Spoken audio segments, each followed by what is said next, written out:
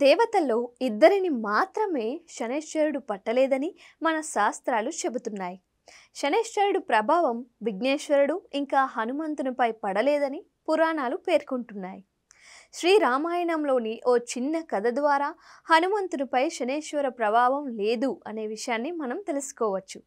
రామాయణం ఆధారంగా లంకలో రావణుని చెరలో ఉన్న సీతాదేవిని రక్షించేందుకు వీలుగా హనుమంతుడు సముద్రంలో ఓ మార్గాన్ని నిర్మించాడు. ఈ మార్గం నిర్మించే సమయంలో శనైశ్వరుడు ఆ ప్రాంతానికి చేరుకున్నాడు. శనైశ్వరుడు సముద్ర మార్గాన్ని నిర్మించడంలో చేయూతనిచ్చేందుకు ఆ ప్రాంతానికి వచ్చారని అందరూ అనుకున్నారు. కానీ హనుమంతుణ్ణి పట్టేందుకే శనైశ్వరుడు వచ్చినట్లు శని భగవానుడు తెలిపాడు. చెప్పినట్లు హనుమాన్ తలపై ఎక్కి కూర్చున్న శని హనుమంతుడు చేసే పనులకు అంతరాయం కలిగించాడు. కానీ శ్రీరామ భక్తుడుగా సీతాదేవిని రక్షించేందుకు చేస్తున్న సకార్యమునకు శనైశ్వరుడు తలపై కూర్చొని అంతరాయం కలిగిస్తున్నాడని భావించిన హనుమంతుడు శనైశ్వరుడిని తలను వదిలిపెట్టి కాలు భాగాన పట్టుకోమని చెబుతాడు. అందుకు శనీశ్వరుడు సమ్మతించి హనుమంతుని కాలును పట్టుకోవాలని ప్రయత్నించాడు.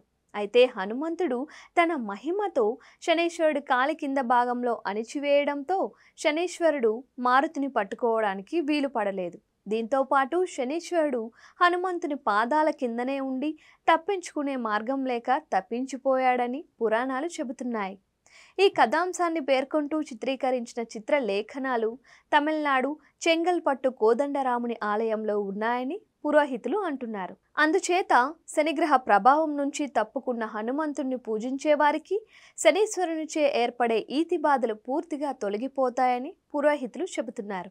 కాబట్టి శనివారం నాడు లేదా అమావాస్య తిథుల్లో హనుమంతునికి నేతితో దీపం వెలిగించిన వారికి సకల సంపదలు చేకూరుతాయని విశ్వాసం. ఇంకా రావణుని చెరలో ఉన్న నవగ్రహాలను తప్పించిన కారణంగా హనుమంతునికి శనీశ్వరుడు ఓ వరం ఇచ్చాడని, ఆ వర ప్రభావంతో ఏలినాటి శని ప్రభావంలో ఉన్న జాతకులు హనుమంతుణ్ణి స్తుతిస్తే వారికి శనిగ్రహం నుంచి ఏర్పడిన ఈతి బాధలు సమస్యలు తొలగిపోతాయని పురాణాలు చెబుతున్నాయి.